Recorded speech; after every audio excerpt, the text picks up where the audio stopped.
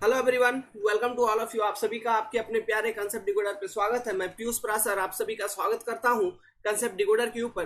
Video में आगे बढ़ने से पहले एक रिक्वेस्ट आप सभी से कि चैनल को सब्सक्राइब जरूर कर लीजिएगा। यहाँ पे हम सिविल इंजीनियरिंग को काफी उम्दे तरीके से स्टडी करते हैं for any particular examination you are attempting, SSC JE, GATE, state AE, JE, ESC examination.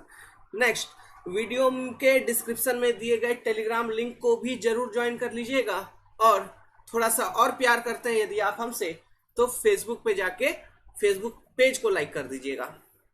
So with this let start the topic. तो क्वेश्चन को पढ़िए।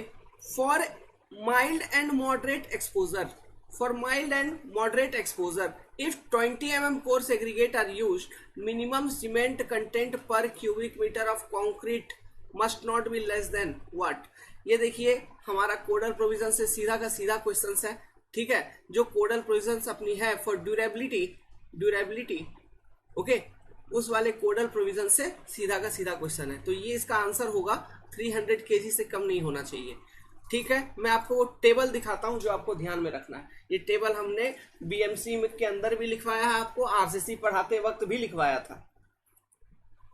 तो ये है वो टेबल, और इस पर्टिकुलर टेबल को आप एक बार फिर से यदि आप चाहें तो आप नोट बना के अपने कॉपी में भी लिख लीजिए। बहुत सारे क्वेश्चंस जो आप सॉल्व करेंगे या फिर जो आने वाले एग्जामिनेशंस में आपसे पूछे जाएंगे, उसमें इस पर्टिकुलर टेबल से डेटा आपको पूछा जाएगा। कोई भी डेटा पूछ सकता है, हो सकता है ये वाला 0.6, हो सकता है ये वाला 300 के बारे में, हो सकता है ये M25 के बारे में। एनी पर्टिकुलर डेटा को स्टेटमेंट टाइप क्वेश्चन बना के पूछा जा सकता है, ठीक है। तो ये टेबल को समझिए जरा। सीरियल नंबर कितना है यहाँ पे आपका? सीरियल नंबर 1 2 3 4 5 सीरियल नंबर है। मतलब ये एक्सपोजर कंडीशंस गिवन है। Mild exposure condition, moderate exposure condition, severe exposure condition, very severe exposure condition, extreme exposure condition. इस पर्टिकुलर टेबल में केवल डेटा आपको दिया गया है, और इसमें हमने ये टेबल में एक्सपोजर कंडीशन के करस्पॉन्डिंग कौन कौन सा कंडीशन होता है, मतलब माइल्ड एक्सपोजर कंडीशन हम कब कहेंगे, मॉडरेट कब कहेंगे, इन सब चीजों से रिलेटेड भी एक टेबल और आगे आने वाली है। तो उसको भी नोट बना के ध्यान से रखिएगा। अभी बस ये समझिए, mild exposure condition, moderate, severe, very severe and extreme exposure condition के करस्पॉन्डिंग आपका अगर प्लेन सीमेंट कंक्रीट का कंस्ट्रक्शन है और दूसरा है अगर रिइंफोर्स सीमेंट कंक्रीट का कंस्ट्रक्शन, पीसीसी, आरसीसी। तो पीसीसी के केस में जो मिनिमम सीमेंट कंटेंट आप यूज करेंगे in 1 metre cube volume of concrete, कितना केजी ऑफ सीमेंट आपको लगानी है, वो यहां से ये टेबल में मिलेगा। 220, 240, 250, 260, 280।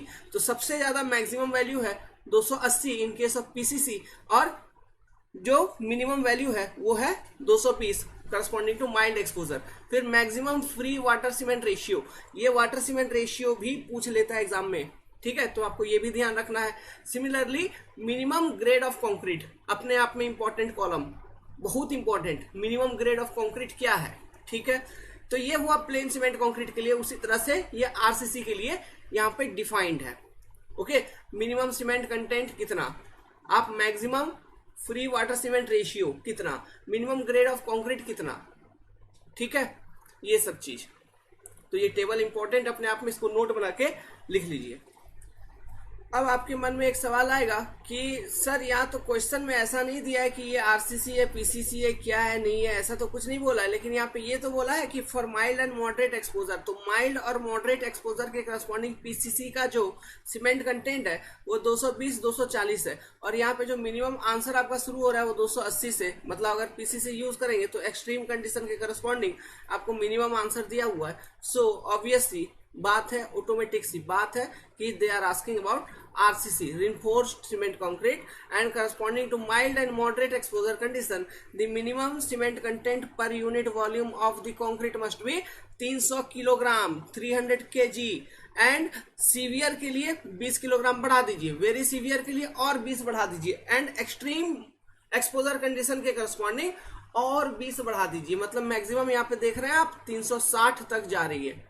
क्लियर है? तो ये याद रखना बहुत इजी होगा। Mild, moderate, severe, very severe, extreme. 300, 300, 320, 340, 360। फिर ये आरसीसी का। पीसीसी का याद रखना, पीसीसी का भी बड़ा सिंपल है याद करना, लेकिन बस बीच में ये 250 आ जाता है, तो ये वैल्यू याद रखिएगा। पीसीसी में सीवियर कंडीशन के करस्पॉन्डिंग 250, ठीक है। वेरी सीवियर में 260, मॉडरेट में 240।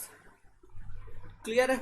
ओके, फिर 260 के बाद फिर 280 है, मतलब ऐसा याद रखिए ना, 220 280, फिर बीच बीच में 10-10 का गैप, ऐसे कुछ याद रख लीजिए, याद रखने का आइडिया बनाइए, ये इंपॉर्टेंट है। 5 मिनट तो यही हो गया। चलते हैं अपन नेक्स्ट क्वेश्चन के ऊपर। ये टेबल नोट बना के लिख लीजिए और याद करने का कोशिश करिए, ग्रेड भी इंपॉर्टेंट है। ये क्वेश्चन को पढ़िए, स्टडी दी फॉलोइंग स्टेटमेंट, बड़ा सिंपल सा क्वेश्चन है। For constant water cement ratio, water cement ratio constant है, सैंड को आपने फाइन सैंड यूज कर लिया, डिक्रीजेस वर्केबिलिटी। ट्रू, क्यों ट्रू? इसलिए true, fine sand surface area ज्यादा, सरफेस एरिया ज्यादा है तो फ्रिक्शन ज्यादा, वर्केबिलिटी कम। Creep is the deformation of concrete under sustain loading, ये भी सही है। तो ये दोनों स्टेटमेंट सही है, both 1 and 2। Answer will be सी।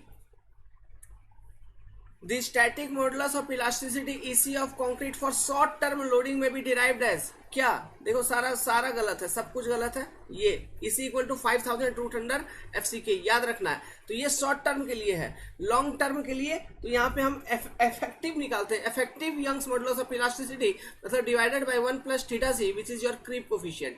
हम ऐसा करते हैं और इफेक्टिव इलास्टिसिटी मॉडुलस निकालते हैं for long term considering the age of the concrete. Clear है? लेकिन शॉर्ट टर्म के लिए EC equal to 5000 root under FCK बता रखा है क्लासेस में।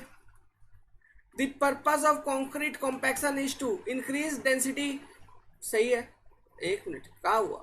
इंक्रीज डेंसिटी, बिल्कुल बबुआ। Increase the weight, increase the void, void तो इंक्रीज नहीं होगा। डिक्रीज द सेटिंग टाइम, ऐसा भी तो नहीं है। अब ये वेट देखो, अगर डेंसिटी इंक्रीज होगा, ओके, तो डेंसिटी इंक्रीज होगा तो वेट पर यूनिट वॉल्यूम तो वो तो ऑटोमेटिकली बढ़ेगा। लेकिन पर्पस क्या है कॉम्पैक्शन का? To increase the density by removing the air void, by removing the air void. So option number A is the most correct answer.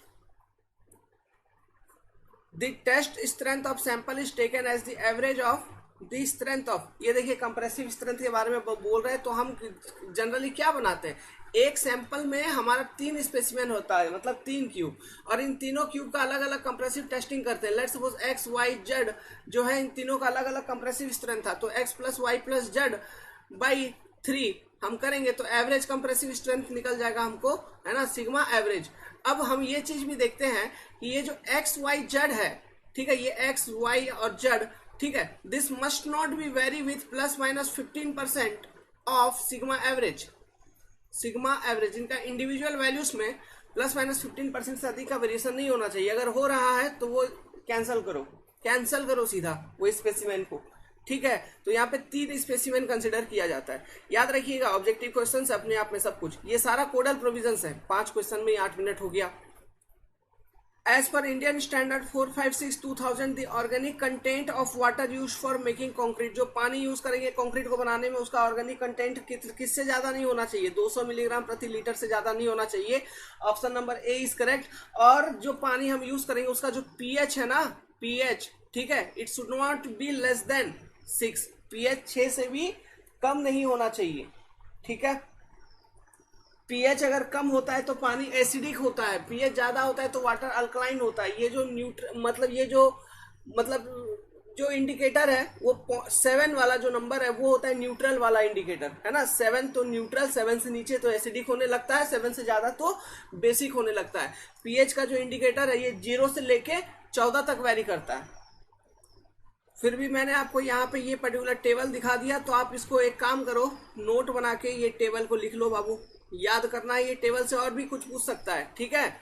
Organic content इतना, inorganic इतना, सल्फेट का 400, ठीक है, chloride content 2000, okay, suspended solid 2000, pH value must not be less than 6। एक note बना के table में लिख लो, वेरी इंपॉर्टेंट। इनमें से मतलब सब 1 2 3 4 5 6 क्वेश्चन होगा यहाँ पे, 6 सवाल। देखिए इसमें तो कुछ करने का जरूरत नहीं है। The characteristic strength of concrete is defined as the compressive strength below which not more than what 5% of test result fall. यही तो है definition of characteristic strength of concrete. Option number D is correct. Next, ये वाला question देखिए, आपको बहुत confusing लगेगा। Workability of concrete is directly proportional, तो आपका सीधा आंसर रहेगा वाटर सीमेंट रेशियो। लेकिन देखिए वाटर सीमेंट रेशियो कम होने के बावजूद भी एडमिक्सचर को यूज करते हुए हम वर्केबिलिटी को इम्प्रूव कर सकते हैं। लेकिन अगर आपका ग्रेडिंग ऑफ एग्रीगेट बेकार हो गया ना, तो कंसिस्टेंसी ऑफ कंक्रीट वो नहीं रहेगी। तो ग्रेडिंग ऑफ एग्रीगेट मतलब गोल गोल गोल गोल ऐसा एग्रीगेट होना चाहिए। एंगुलर एग्रीगेट वगैरह डाल दिए तो क्या होगा, गैप ग्रेडिंग एग्रीगेट डाल दिए तो क्या होगा, वर्केबिलिटी बढ़ेगा, नहीं बढ़ेगा। ये देखो, the bottom diameter, top diameter and height of steel mould use for slump test. Slump test क्यों यूज किया जाता है, वर्केबिलिटी को फाइंड आउट करने के लिए। तो वो जो कोन हम यूज करते हैं ना, स्लम्प कोन, उसका डायमेंशन पूछ लिया है। तो ये देखिए फोटो में, बॉटम का कितना 20, टॉप का कितना 10, हाइट कितना 30, तो 2 1 3 सी हो जाएगा 20 centimetre, 10 centimetre and 30 centimetre. The addition of calcium chloride in concrete result in increased shrinkage, decreased setting time। कहता है अगर कैल्शियम क्लोराइड मिला देंगे कंक्रीट में तो क्या होगा, श्रिंकेज बढ़ जाएगा और सेटिंग टाइम डिक्रीज हो जाएगा, या फिर डिक्रीज श्रिंकेज होगा या फिर इंक्रीज सेटिंग टाइम। इनमें से आपको कॉम्बिनेशन दिया गया है, अब आपको चूज करना है। तो देखिए कैल्शियम क्लोराइड क्या होती है, एक तरह का एक्सेलरेटर होती है। एक्सेलरेटर मतलब सेटिंग टाइम को डिक्रीज करता है। पहला बात तो ये कि आपका सेकेंड नंबर ऑप्शन सही होगा। सेटिंग टाइम को ये क्या करेगा, डिक्रीज करेगा। तो सेटिंग टाइम को डिक्रीज करेगा मतलब जल्दी सेट हो रहा है, मतलब जल्दी सेट हो रहा है, तो इस कारण से श्रिंकेज आपका बढ़ जाता है। तो पहला वाला भी करेक्ट है। तो इनमें से कौन सा सही है, 1 और 2, ये वाला करेक्ट है। Option number B is correct. तो याद रखिएगा CaCl2 जो है ये एक्सेलरेटर होता है। एक्सेलरेटर मतलब सेटिंग टाइम डिक्रीज करता है, मतलब रेट ऑफ हाइड्रेशन बढ़ा देगा इनिशियली, तो इसीलिए तो जल्दी सेटिंग होगा, समझ रहे। तो इस कारण से श्रिंकेज भी ज्यादा होगा। तो वेल, इसी के साथ हमने अपना टास्क को कंप्लीट किया। 10 मिनट के अंदर मोटा मोटी 10 क्वेश्चंस हमने कंसेप्ट लर्न कर लिया है। SSC JEE के लिए प्रिपेयर करना है तो आप कंसेप्ट डिकोडर पर ही विजिट करिए, आपको यहाँ पर SSC JEE हम क्लियर करके देंगे 110%। एंड्रॉयड एप्लीकेशन को डाउनलोड कर लीजिए, चैनल को सब्सक्राइब कर लीजिए। एटलीस्ट मान लीजिए आपको फी दे के नहीं पढ़ना है तो कम से कम जो इंपॉर्टेंट बेसिक पेपर हमने फ्री में पढ़ा रखा है वो पढ़ के जाइए, क्योंकि वहां से भी आपका 40-45 नंबर का क्वेश्चन SSC JEE में बन जाएगा। ओके, चलिए इससे ज्यादा मैं कुछ नहीं बोलूंगा। चैनल को सब्सक्राइब जरूर कर लीजिए। Good luck.